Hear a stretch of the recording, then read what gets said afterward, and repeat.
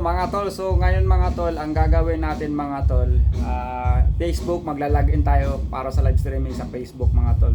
So let's go mga tol, puntahan natin, search natin Facebook, Facebook, alright, Facebook.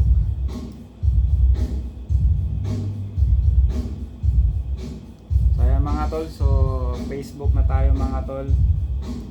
Yan. So, gawin natin mga tol, ilagay natin yung account tsaka password mga tol. Yan, Facebook.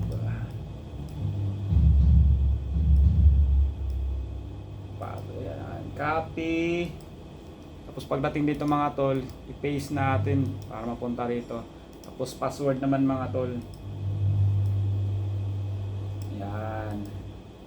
Copy lang uli natin mga tol at paste dito sa Facebook. Yun, so ilagin natin mga tol. Ayun, o pasok na mga tol. So nandito na tayo.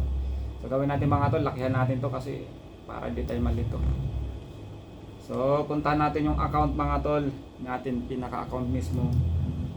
Yun, nandito na tayo mga tol sa pinaka-account mga tol. Switch natin mga tol sa mismo account. Yun.